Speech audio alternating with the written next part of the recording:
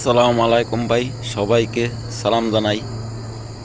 একটি দুর্ঘটনা ঘটে গেছে, সবার কাছে দোয়া কামনা করছি।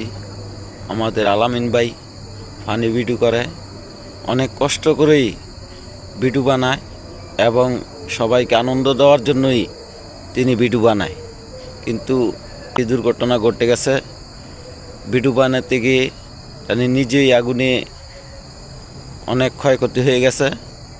শুনলাম ঢাকা মেডিকেল আছে, সবাই ওনার জন্য দোয়া করবেন এবং অতি তাড়াতাড়ি যেন সুস্থ হয়ে আসে আমাদের মাঝে, আবার ভিডিও করতে পারে, সবাইকে আনন্দ দিতে পারে, এই কামনা করছি।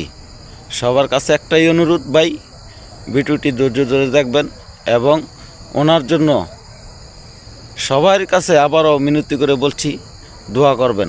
আল্লাহ পাক যেন ওনাকে অতি তাড়াতাড়ি সুস্থ করে আমাদের মাঝে আবার ভিডিও বানাইয়া আমাদেরকে উপহার দিতে পারেন।